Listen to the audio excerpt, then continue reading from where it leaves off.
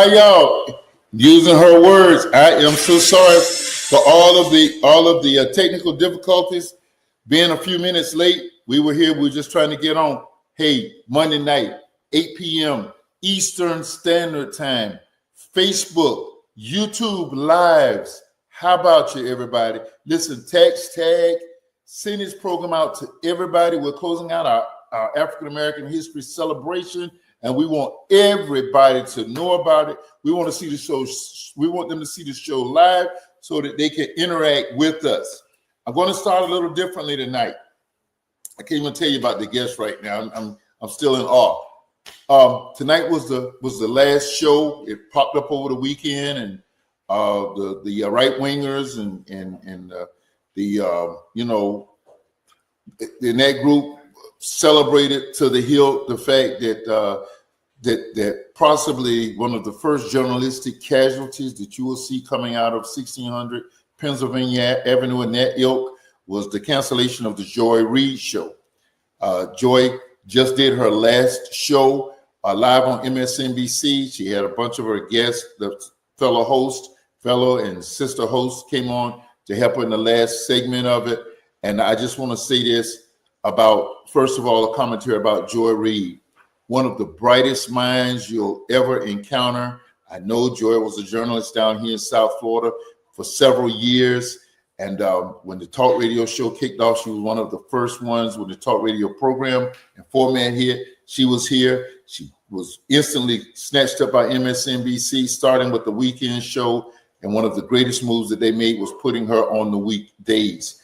I was just talking to somebody and I was telling them who was on, and they said, Joy? I said, yeah. They said, oh, the one they say be race baiting. I said, well, that's probably how they called it, because every time you tell the truth about the way things are, and it's a racial component that's not favorable to people who look like you and I, they call it race baiting. Whenever you call their racism out, they call it race baiting. So that's what you want to call it.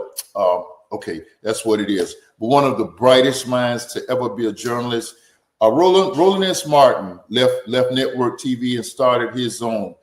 And you have to just be able to dig deep and say that God's got better. Just say it better. And so that's what we're going to say for Joy, that God's got better for Joy, because it's a crying shame a great mind like that has lost that mass forum that she has at 8 p.m., 7 p.m. on weeknights on cable TV. MSNBC is taking some strange turns. We'll talk about that later. But shout out to you, Miss Reid. We're going to talk about you a little later in the show. You are one of the great ones, and we're looking forward, just like we saw Roland S. Martin, we're looking forward to seeing more and greater and better from you. Thank you for not compromising anything and for calling it right down the middle. We love and appreciate you always. Listen, text, tag, and share this program. This is the fourth segment of our African American History Celebrations. This year we didn't do sports figures. We didn't do. We didn't choose to do actors or comedians or entertainers. Period. What we chose to do this week was to celebrate excellence in several fields. We celebrated the first week excellence in the military and law enforcement. The second week we celebrated excellency in the fields of politics and law. And then last week we celebrated excellency in advocacy, where we looked at the advocacy of the 60s, that model, the Black Panthers, the Nation of Islam, and Dr. King's nonviolent peace movement, peaceful protest. And we discovered with Pastor Ronda whether or not that would be relevant for us today, as it seems like we're heading back to those kinds of days. Tonight, I am so excited. Let me tell you what we're doing. We're doing excellency in journalism and in authorship. There's somebody watching this show tonight that has the gift of writing. And we're praying that this show, because my guest is so inspirational, that he will push you over the edge to where you will start that project that you've had in your head and your mind and your heart. You've thought about it. You'll actually start it after hearing him. I don't want to hope. I have been trying to determine and hold myself together all day long, ever since he consented to come on. Man, how can you be cool? How can you hold back? I've had two figures in my life that I've looked at as big brothers. I'm the older of three boys, and I had two figures that I looked at as big brothers. One was my cousin Dozell, who left us to go to better place last June. And this next guy is Mr. Marc Curtis Little. We call him Mark L. Marc Little, my dear friend. He's like a big brother to me, and we're going to talk about how we met. Mark, how are you doing, sir? I'm doing fantastic, Dozell. Good to be with you this evening. Man, we are blessed beyond measure. I put a call in to Mark, and I know he's real busy. And when he called me back, it was just like I had just been told I was going into some kind of Hall of Fame or something. First of all, that he would think of me, and he always has. After all these years, that he would think of me. Mark, what's going on with you right now, man? What's going on with you these days? Well, it's good. Life is good. My wife and I are enjoying this weather. Some people think I'm a little crazy when I say that, being in South Jersey. However, we are enjoying the weather, not just the weather as it comes from heaven, but the weather being in the kind of church we want to be in, the kind of community we want to be in, closer to our friends and family. So it's going well. Instead of me trying to introduce you, can you give us a snapshot of what your life has been, your professional life? We know you're a great athlete and all of those things. Oh, really? Just share with us. Don't tell the guys I played with that. But I've been blessed to have had a life that has spanned so many different industries. I've been radio, television. I've been a book reviewer. I've been an MC. I can just go forever talking about those things. And the blessing, though, has been that I've met so many great people along the way. And some of those people, as you know, as a pastor, they're there for a season, and some are there for many, many, many seasons. And I've been blessed with that. Some seasons and some just for a season. And that has been good for me because I can reach back and now that I have a son who's nearly in his mid 40s and another son who I've sort of kind of adopted who's a little bit older than him. And these two guys are doing some wonderful things with their lives. And every once in a while, they'll call me and say, "Dad, thank you." And I said, "Well, send me something just for that, to augment that thank you." I'm just kidding about that. But my life has been good. Radio, TV, and now to finish it off, as I say, I've got more years behind me than I have in front of me. God has blessed me for the last nearly 20 years to be a writer. And I guess that's going to be my swan song before I leave and go home. Well, when Madam Producer and I were discussing the show last week, we were discussing, I went ahead and put out what we wanted to do for a show this week. And I said, I want to do journalism, but I think there's more since it's the last show. What else could we include? And we kicked around.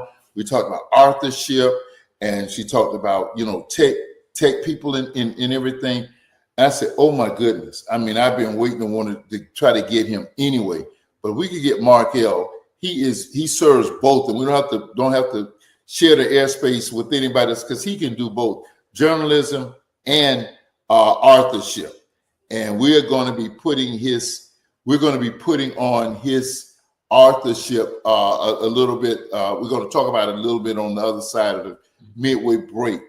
But we're certainly going to talk about, Mark, tell us about your career in journalism. Did you go to school in California? Yes.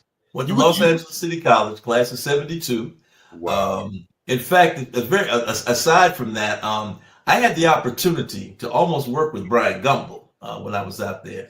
I was one of the better students in my class, in broadcasting class and speech class at Los Angeles City College. And we went over to Channel 4 in LA where Brian Gumble had started. And Brian had offered to all of us an opportunity to say, well, you can come and intern here. But I already had an internship at a radio station, KFI, which was a talk radio station. Had the chance to work with Dave Garroway, who had, if anybody knows about great broadcasters, I had the opportunity to work as his assistant. at KFI Radio in Los Angeles. So I missed the opportunity to work with Brian. Who knows what would have happened had I worked with Brian Gumbel at that time in my life. But my broadcasting career, I'd always wanted to do sportscasting. If you ask any of my friends, when we used to play in the gym at Pestrine Avenue School in Newark, New Jersey, I used to do the play-by-play. But when we would play ball, the 5-on-5 full court, if we get knocked out, I'd be over there broadcasting, and they would get a kick out of it. And I said to myself, that's what I want to do. I used to go to the local radio station and watch the DJs work, WNJR Radio in Newark. And a couple of DJs said, well, you got to get some experience. And the old saying was, you got to start out at Chicken Switch, Mississippi, which I don't even know if there's such a city called Chicken Switch, Mississippi. But what they meant was you got to get down in the sticks so you can move up to the bricks. And that was the way my career started. I got the opportunity. I was a good student at LACC. I was on the dean's list each semester, and I wanted to come south to work in radio.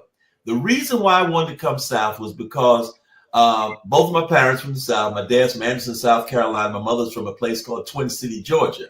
But I never was able to go down south. If you know, during the time I was growing up in the 50s and the 60s, that wasn't the place you wanted to send a loudmouth black kid. And of course, my mother always, as many mothers during that time, always had in their mind about Emmett Till. And my mother always told me, she said, I cannot let you go down south, that I may never see you again. So I was denied the opportunity to travel south at any point in my life. So I said, I wanted to go south.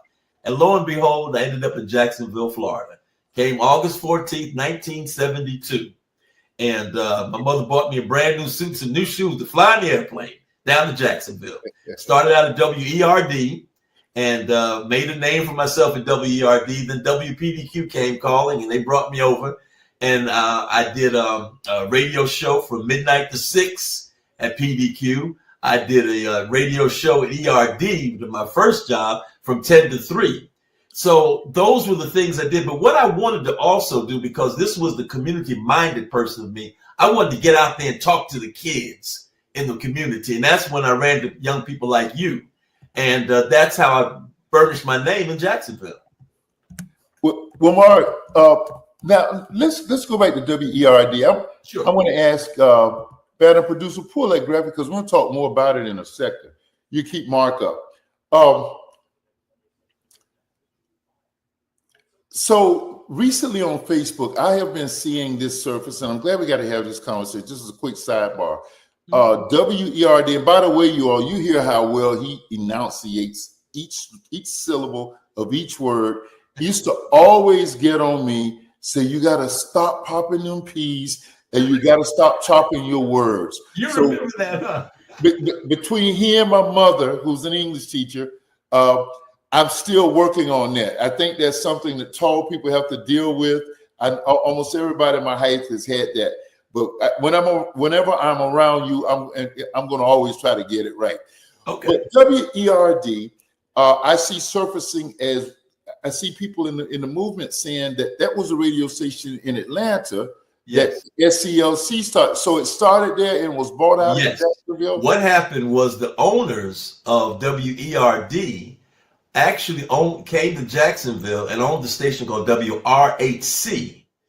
When the call letters became available, whoever bought the station in Atlanta let go of the call letters WERD, and so the owners of WRHC in Jacksonville said, well, those are our call letters, so they brought them down to Jacksonville. So you had two predominantly black radio stations in Jacksonville. You had WOBS, which was a daytime station. It came on in the mornings, and then it went off at daybreak at dusk. And it switched around through the times. If it was at the Eastern Daylight Time, it went off at like 7 o'clock or 7:30. If it was Eastern Standard Time, it went off at 5:30. But WRHC, which ended up being WERD, was a 24-hour station. So that was how WERD's call letters got to Jacksonville. The owners of the RHC had the call letters of WERD, and when they moved to Jacksonville, and the WERD call letters became available, they petitioned the FCC and got them to Jacksonville. So we're going to talk more about that career and how many nights after you transitioned over to PDQ, and I really got to know you, how I would go to school to Sandalwood High School, sleep in the mornings because I'd stay up all night. Yeah, talk to you. that's right. We're gonna talk about those kinds of things later. But I want to celebrate some of the giants and pioneers. One of the very first persons we saw on network TV, who had a network TV news profile, was Max Robinson. Mm-hmm. Max Robinson, and Max was at ABC, which was somewhat of a fledgling network. If locally, ABC was the channel that we looked at Batman on, and it was all fried up. You had to have your rabbit ears working well. But Max Robinson left us a little young in age, but he was one of the ones. Was Max out of Chicago, Mark? He came from, yes, he was a Chicago broadcaster, exactly. Yes, and he was smooth and silky and accurate, and you never saw him challenge a whole lot, or the kind of stuff that you hear now, the term fake news and those kinds of things. He had command of what he did, and we just celebrate those people who were on in the trade before us, who opened doors. And we're going to talk a little bit about TV in a bit. But Max Robinson was one of the first ones, and of course, some of our viewers tonight may remember very easily Ed Bradley. Let's hear Ed Bradley talk about his experience over in Saigon, doing some actually doing on the field work. Well, actually, he was the last broadcaster to leave Saigon. He almost missed that plane. Oh, really? Tell us about that.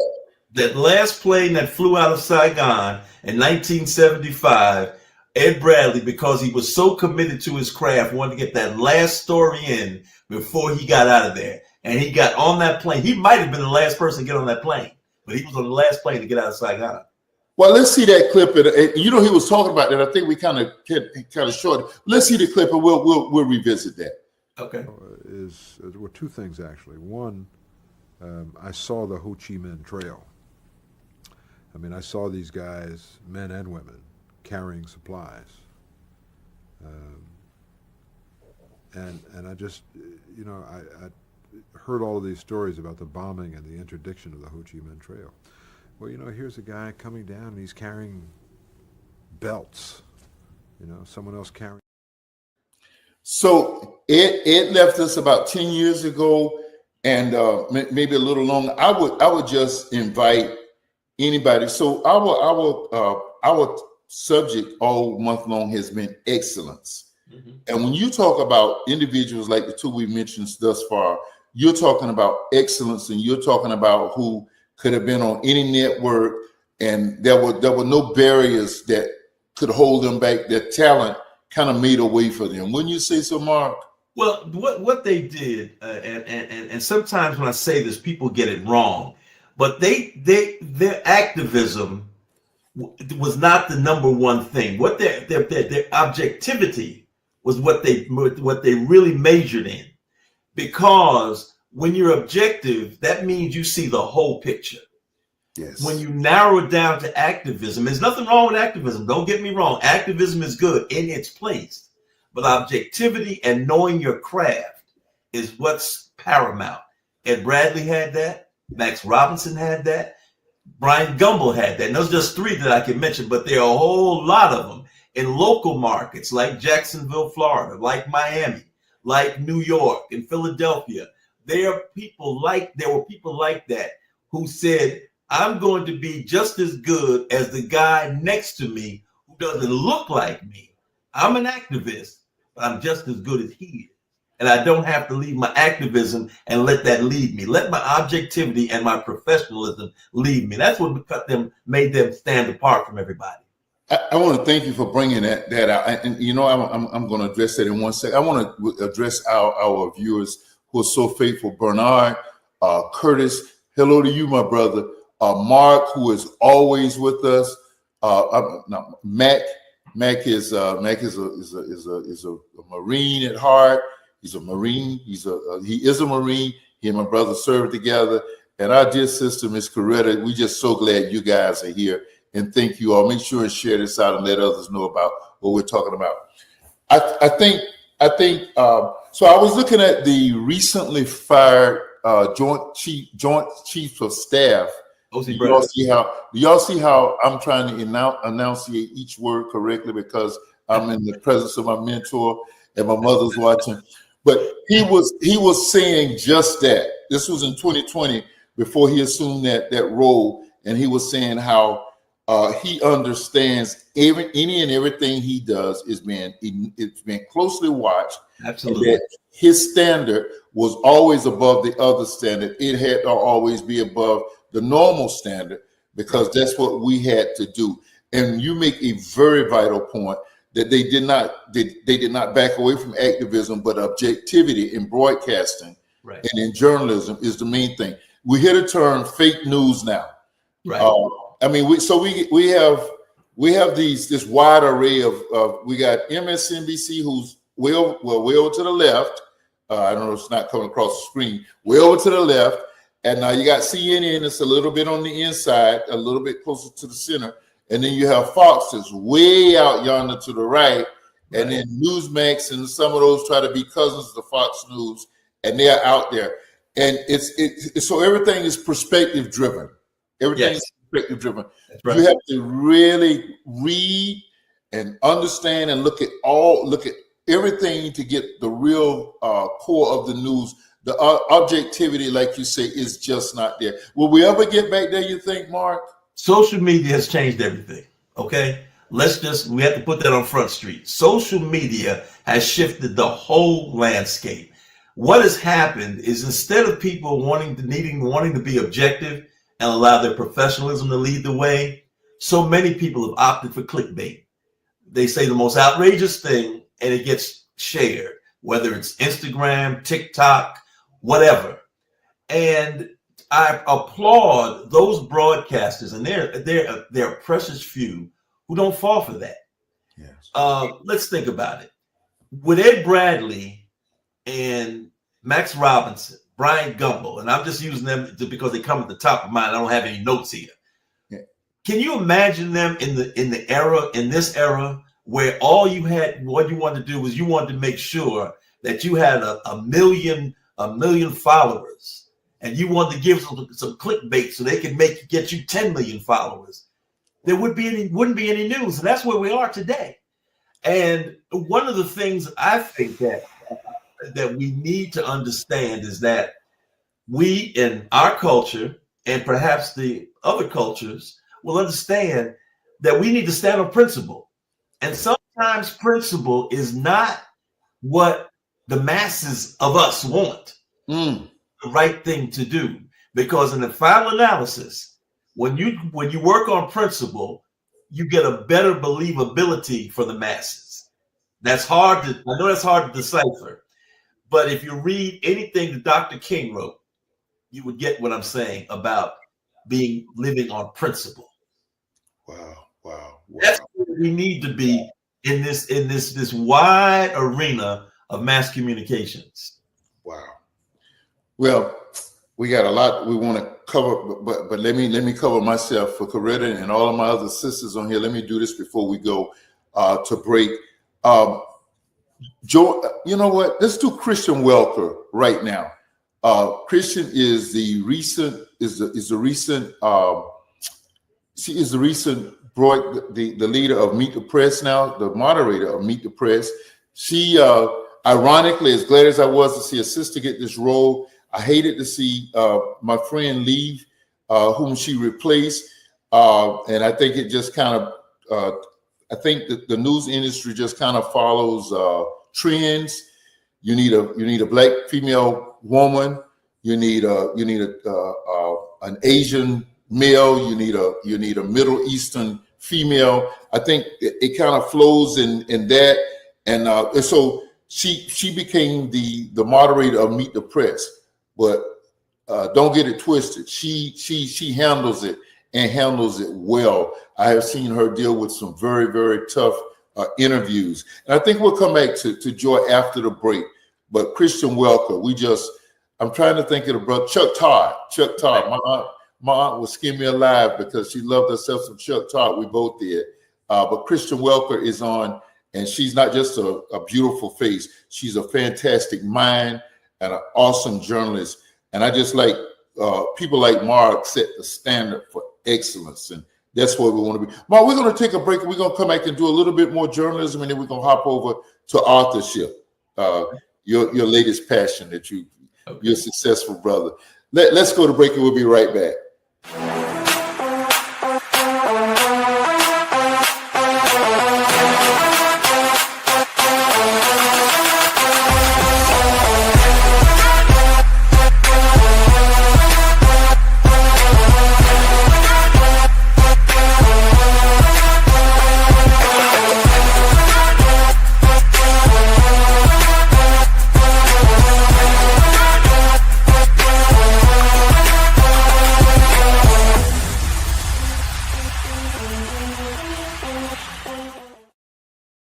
GoGetGoRoll.com, man, listen.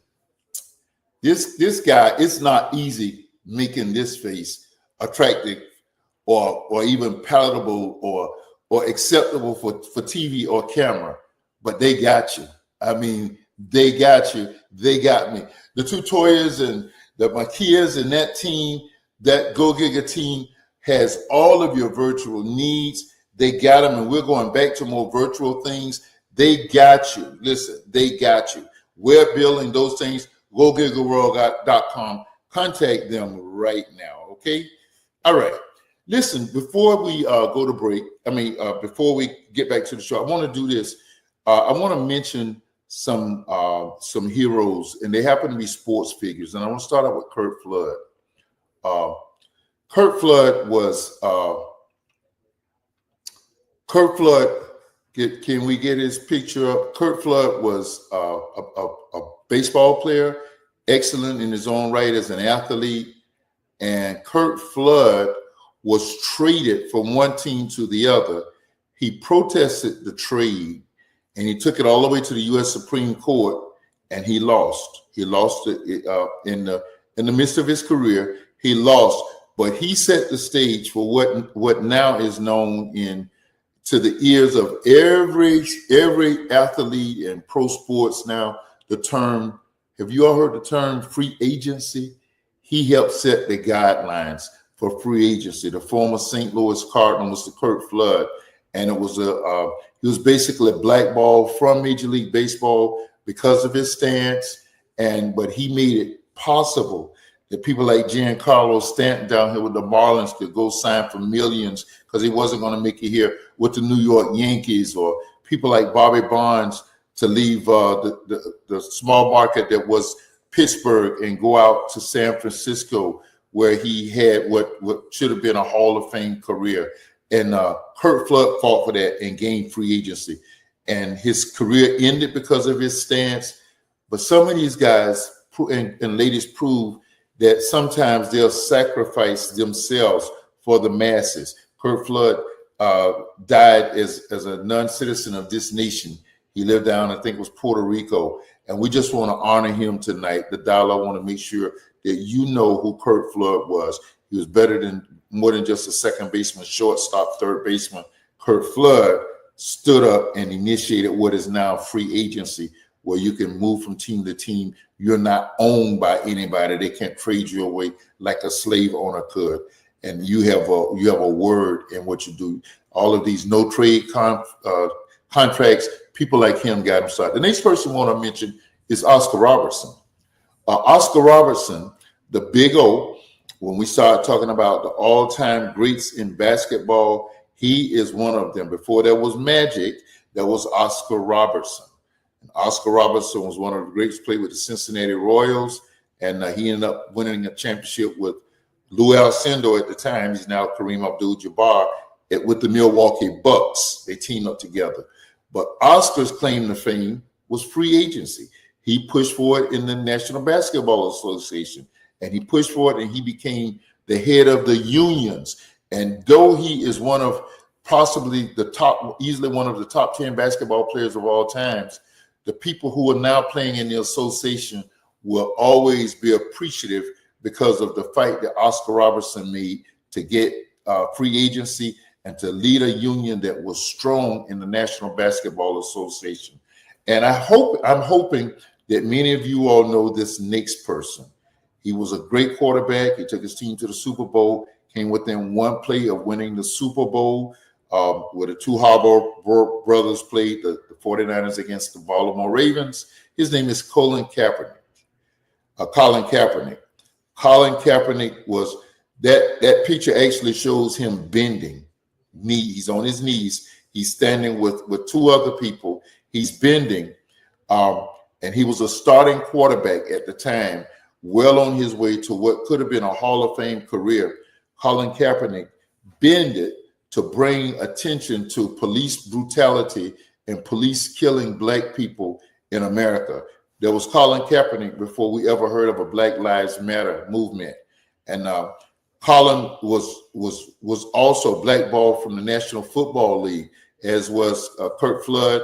And they gave him a Mickey Mouse, I call it a Mickey Mouse tryout in Atlanta, and it was minimized, and nothing ever came of it. This was after he had set out 3 or 4 years and his skills had diminished anyway. But he put it all on the line so that to bring attention to our people being killed. He junked his career. He sacrificed his career so that we could make laws. We can put the George Floyd bill, keep it alive. Maybe someday it will pass because of people like Colin Kaepernick that bended on his knees in protesting during the national anthem. And as I said last week, the billionaires who look like you and I ought to come together and make sure that he earns for the duration of his days what should have been his average contract, his average salary as a quarterback in the National Football League. I want to shout these three brothers out for their outstanding work. We're back. Mark, I want to look at Joy Reid. And I think we got a little tape on her, and then we want to discuss her before we move on. Can we bring Joy up? I think Joy's... The Republican convention did its very best to shove the right-wing roadmap to a second Trump term, Project 2025, into a dungeon. But even if it wasn't mentioned, the subtext of it was everywhere in the ideas presented on stage. Donald Trump even name-checked an official with ties to Project 2025. So, yeah, somebody said that Joy race baited. What she did was call it as it was, and she called it out. And I just appreciate her, but I appreciate her genius as a journalist. What was some of your how do you feel about what happened with her, Mark? I know they said it was the ratings, but well, you know, it's a hard thing to really define in today's world because you've got major corporations which own these stations, which own these networks, and the companies that advertise with them, and the bottom line for them is the bottom line. And I can't really lay it out how you can change, how that can be changed unless you change the whole system of economics in this country. So I really can't, that has happened to so many people. I can tell you it happened to me in Jacksonville in 1980 and 1981 when I was working Channel 4. I don't know if you remember when I was a sportscaster at Channel 4. I used to do I was a sports reporter during the weekend. I was a weekend sports anchor. First Black sports anchor in the state of Florida by about 6 months. I think I beat Cambrell Marshall, who was a very well-known sportscaster down in South Florida. I think he came about 6 months after me. And I had made I wrote a letter to the editor, the Florida Times Union, about the way that they were treating some of the Black people coming to the junior AAU tournament that was at Naval Air Station, Jacksonville. And I was told that I had to apologize for what I said in that letter to the editor, and I didn't apologize, and I was fired. That was in 1981. Okay, so I know about something and similar to what happened to Joy, although not on the same scale, but it's all relative. Well, as I said in the opening statements, that when I was discussing with the young Black brother earlier, he said, "Oh, that's the one that said be race baiting." I said, "Well, that's what they say, because she calls it out as it is. Now, if you had instances where she's exaggerated, where she's lying, then it would be a legitimate claim. But when she's calling facts for what they are, she was talking about Project 2025 8 months ago. In fact, she was one of the ones who brought it to my attention, and I started researching, and we immediately started talking about it on this show, and we're seeing the effects of it now. Well, what would you see, Mark? And Mark, I had left Jacksonville. I had no idea that all of that had transpired. I knew I heard that you were doing sports at WJXT, was it? Right, Channel 4, right. Okay, wow. I did not know that. I did not know that. Well, we're gonna get back to some more fun stuff, radio. Toy, could you put WPDQ back up there again? Mark, tell us about the coming together of WPDQ and what Black AM's radio was like back then. And by the way, Bernard remembers you, Mac remembers you from Jacksonville. They're some of our loyal viewers, and they well remember you and have mentioned you. What was it like when WPDQ came together? And I'm just going to give my commentary. I have never, and I've been in all 50 states, I have never seen an array of talent on one network, on one station like there was at PDQ. What brought you all together? Well, we WPDQ for years was one of the hot top 40 stations. Top 40 meaning that they repeat the same songs over and over, 40 same records. That was what top 40 radio was back in the 60s and 70s. And along with WAPE, those were the standard bearers in Jacksonville and North Florida. Well, the station was bought in 1972. Well, actually, the callers were changed. Not callers, but the format was changed on January 1st, 1973. And WPDQ became the first 24-hour full music station. Not, because at WRHC or WERD, they play gospel most of the night. From Reverend Smith was on, I believe, from 9 o'clock at night until about midnight.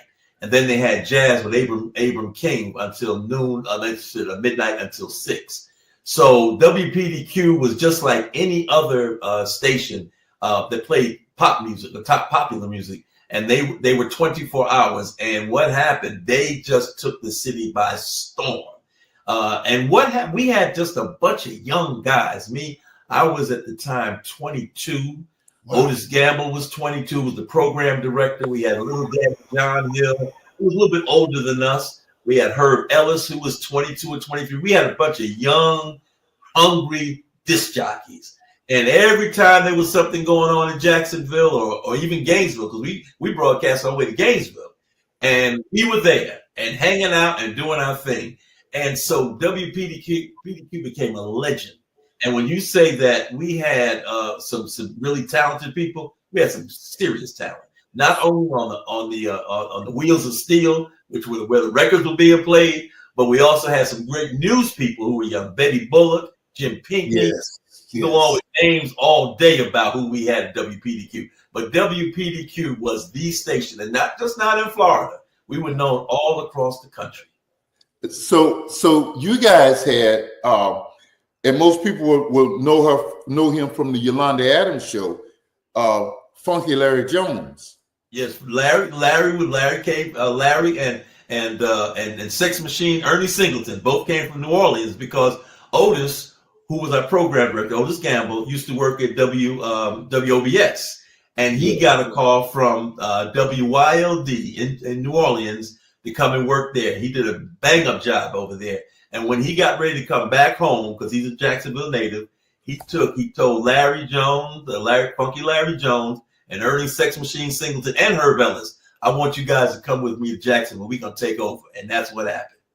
Man, so you guys, I know that was this one promo where, Otis and Larry had this big guy, little guy thing going on, and young and old or whatever. But I know there was this one promo that say, Larry would say something and then Otis would come on and say, this is the program director.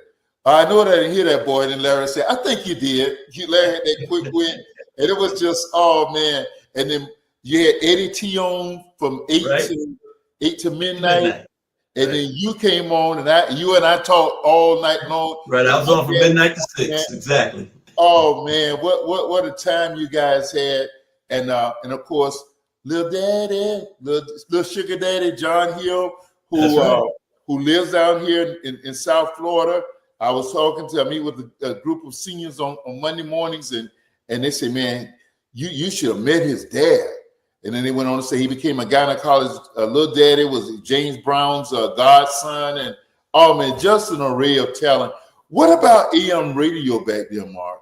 Well, AM radio, if you like the magic to AM radio was popularity. If you were on the lower end of the dial, we were fortunate to be at 600 AM. When you were at the lower end of the dial, for some reason, I guess because that's where people, when they turned their radios back in the day, when you had to turn it, not to punch it or whatever you do now. I don't even know what you do now with radio, but you that was where the success was, and mainly black stations. And when I say black station, I'm talking about rhythm and blues stations like OBS and ERD. They were at the other end, 1300, 1400, 1460. So those weren't the real popular stations, only amongst the audience that, looked like us. But PDQ, because PDQ was at 600 AM, it was an anomaly at the time. When you had a station that catered to a specific audience, which was the African American audience at that time, and to be at 600,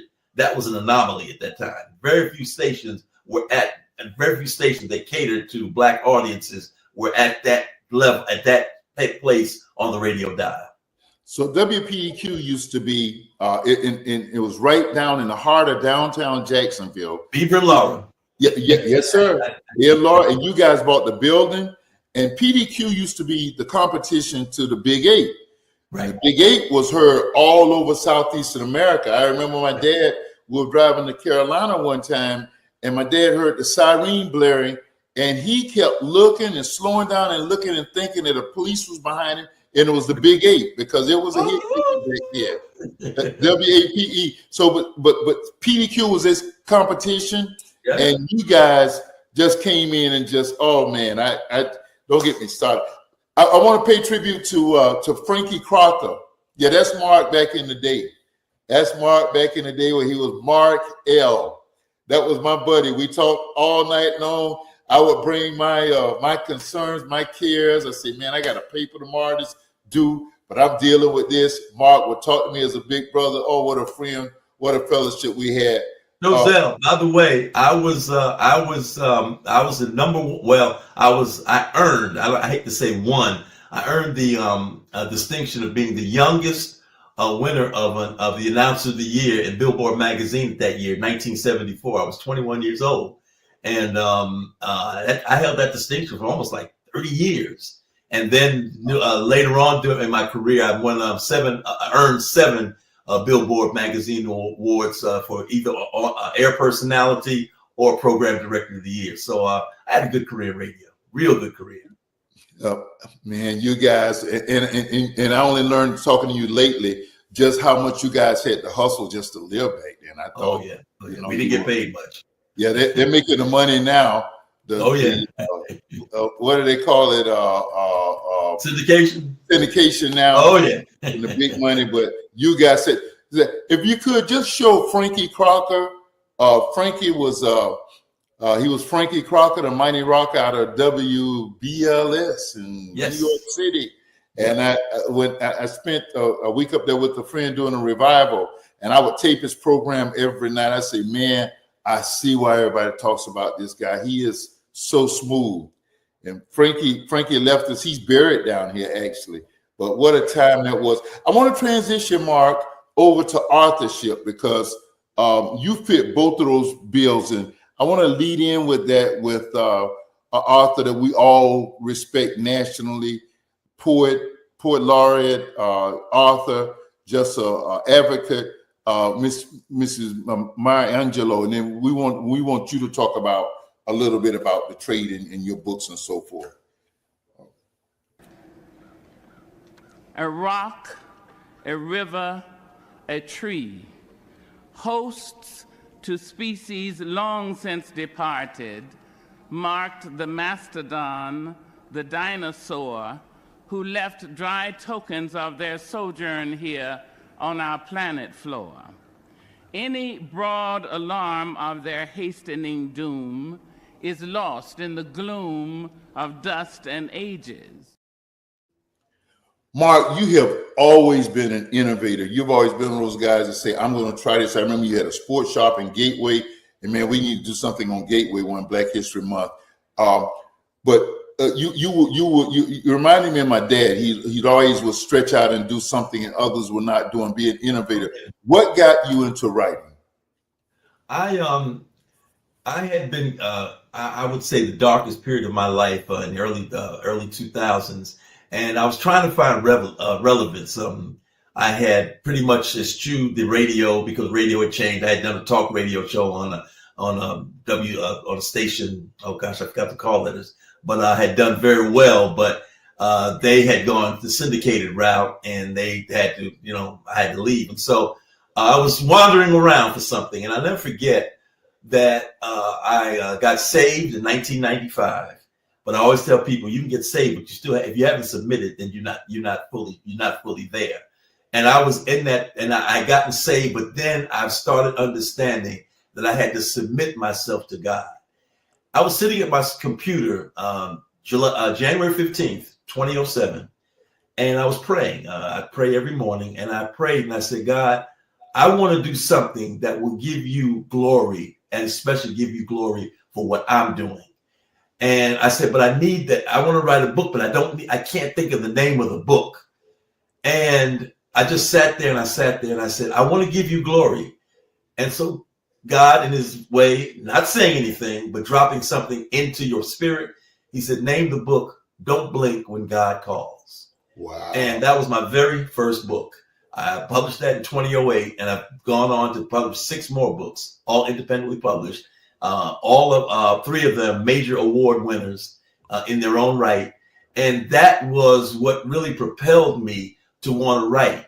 Now, when I wrote the first book, it's very raw because it was an independently published book. I only had $500 to get it published and everything else done with it. My mother, God bless her soul, said, I'm going to give you this $500, but you don't spend it on anything but that book. She made that very clear. And I went on to write Angels in the Midst after that, Magnificent Redemption, after Obama, Faithful Servants, and the book that has been my best book has been The Bootlegger's Mistress, which I did in 2020, right in the throes of the pandemic. And I just felt that I had done so much, Dozell, with my life, at community activism, a professional in radio and TV and everything else, but I had never, ever done anything writing. I wrote news releases and stuff, and I had my public relations and advertising business, but that wasn't like writing something that you put your heart into. And that's what this was all about. I credit my wife, Zandria, who stood behind me in this career. We have gone down the road making this career work. And now we're on the cusp of getting an agent so we can go traditional publishing to a major publishing house. And right now that's what we're working on. And if it's in God's will, it will be successful. If God says he wants me to go another route to get there, I'll do that. But that's been my stock and trade. I love writing. I would say I wish I knew I could do it earlier, but we know only God makes that call. And but he did make that call with Don't Blink When God Calls. And when I didn't blink, God kept moving it right along. And I'm very proud of that. Have made that move. I got to get the preacher part in. So you're sitting there at the computer. Mm-hmm. That's right. You haven't gone through, and literally you say, God, what do I name a book? And he drops that in your spirit. Mm-hmm. And the I in that, and if you look at, there's an I in on the cover. My little girl she was 8 years old, I think, at the time. And I kept saying to her, I said, Savannah, what do I put in this book to really make it stand out? And she said, well, why don't you use an I? Wow. From the mouth of babes. From the mouth of a baby. She said, and she was the one that if you notice, in that I, there's a cross. Wow. And that was her idea for that cover of that book. So I mean, if I was Bishop Rudolph McKissick Jr. right now, I just say, won't he do it? But hold on. Yes, he will. So you went from doing spiritual books to the bootleggers mistress, right? And that's fiction, a work of fiction. All of them fiction. All 6 books are fiction. All 6 books are novels. What is the impetus? What is the impetus, and what's the organizational structure for putting it from mind to canvas? Well, what happens is, first of all, you have to have. I'm going to go for the independently publishing route first. You have to have an idea of what you want to convey. My feeling is that I just wanted to convey something that made sense coming from me, coming from my heart, my experiences. But at the same time, if you're going to sell the book, it's got to be something that somebody else may feel the same way. And that's where the marketing comes in. So I had to not only write what I felt in my spirit, but I also had to convey it to a body of people who believed in it. And that's when, I guess you can say, the salesman came out in me, that I would be able to sit down and go to book clubs and book fairs and other conferences and talk about the book and convey the spirit which moved me to write these books and put together the characterization and the plots and all that. And so and once again, it wasn't me. It was all God's work. And so I make that very clear. One thing about independent publishing that I think people need to understand is that when you're independent publishing, it's only meaning you're independently publishing, but you're still writing a book that's should be marketable. So you can't cut corners. You know, people say, well, I can write a book. I can just put some words on paper. It's a book. No. You've got to think about a professional editor. You've got to think about a professional interior designer, a professional book cover designer, and someone who can teach you the 9 yards about publishing a book, except you're doing it on your own.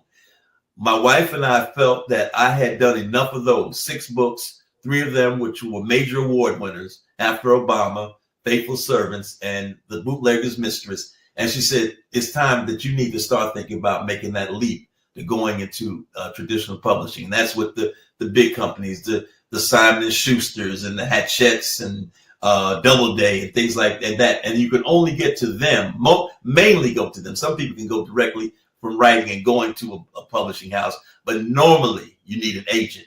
And an agent has to be convinced that the book that you're writing is going to be a sale, be able to be sold to a publishing house, and then they can make their money back, that they advance you when they put the book out, whether it's on Amazon, in the bookstores, and so forth and so on. So, Marc, how can people get a hold to your great works? I had that's my information right there. My Instagram, my Facebook, Twitter, everything else. That information there. The best way to get to me that I like is send anything to me via my Facebook page. Okay. Marc, any closing comments? Man, it's unfair that you and I are limited to an hour, but thank God we can always talk. Thank you for just inspiring my audience, our audience. This is Kim. Kim and I do this together. We'll say he's on assignment. Okay. Just thank you for folk. When I tell you this brother was an inspiration to my life, I mean it wholeheartedly. In many ways, more so than he'll ever know. Great parents, awesome parents, awesome leaders. But sometimes you need people like a couple years older than you that you can see that are in the throes of life right in front of your parents. You have this aura, there's a hero thing that my brother talks about all the time. He has for my dad, and I think all 3 of us had that for my dad and mom. But Marc was vulnerable with me, and he shared with me, and just blessed me in ways beyond measure. And my prayer is tonight that he blessed you. You heard enough about his works and his life and his careers that it's been a blessing to you. Any closing comments with Dozie Land tonight, Marc? I would like to say, and I don't ever want to leave out my parents, Matthew and Clara Little, 2 stalwarts in our community, in our small South Ward community in Newark, New Jersey. My mother was nurse's aide, but don't let that belie her spirit. She was a PTA president at our school for almost 40 years. Even after we left elementary school, she served as a PTA president. And in fact, she was the first Black woman to be named to the executive committee of the Essex County PTA back in the 1990s. She was committed not only to her children, but to the children in the neighborhood. When they needed a way station, our address, 897 100th Street in Newark, New Jersey, was their way station. When my dad worked at General Motors and he had to work a little overtime and we played baseball, she would go to the games with us, and she was our coach. My father, hardworking man, war hero in World War II, in the U.S. Navy. Those are the people that really set the stage for me, and I praise them all the time. Now, in my time now that they're gone, my main people, my wife Zandria, her brother J. Wendell Mapson, Pete Jr., who's the pastor of Monumental Baptist Church in Philadelphia.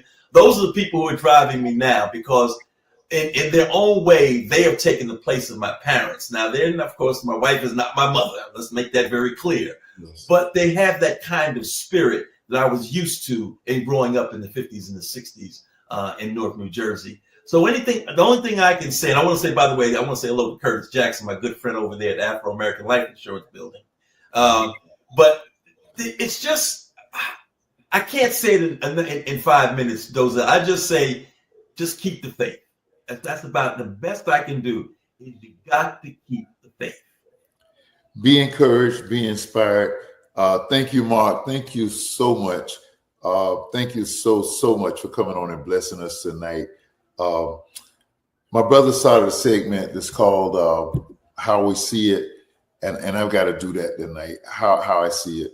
How I see it is that ours is an excellent history, from the Middle Passages through becoming free persons, to becoming the Civil Rights Movement, the Jim Crow laws, the Civil Rights laws from the Montgomery bus boycott of '65, to having Black mayors and Black senators and Black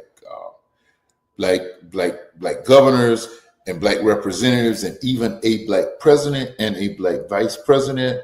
But always the nurses, you heard Marc talk about, the factory workers, every gamut, the school teachers, the superintendents that poured into young people, everybody, the preachers, everybody who made our neighborhood special and connected us as families and kept us together. That's why we are what we are. That's how we've been able to survive. And that's why we'll thrive and survive, and we have to go through this again. From our first celebration, a celebration of excellence of law enforcement and the military, to celebration of law and of politicians, to the celebration of excellence in the field of advocacy, to the celebration of excellence in journalism and in authorship. We are special people. We've been brought a long ways. We do special work. We have a resilience that comes only from Almighty God, and it's our solemn responsibility to stand for the next generation. I know we do have our own mindsets about them, but yes, they had them about us. And so we're going to push and pour in and make the difference. That's how we see it. We are special people. God of our weary years, God of our silent tears, thou who has brought us thus far along the way. May we forever stand true to our God and true to our native land. Thank you, Marc Little, for being a big brother to us all. Tonight's dialogue with Dozie was dedicated to Miss Roberta Flack, who left us today at age 88, and also to the Union man, Jerry Butler, who left us this past weekend. Thank you for what you did to brighten our lives here on earth. Dialogue with Dozie. We'll be right back next week, and we're going to be looking back at the pandemic, looking back at the George Floyd situation and all that we went through in the year 2020. God bless. Dialogue with Dozie. KV, we love you, bro.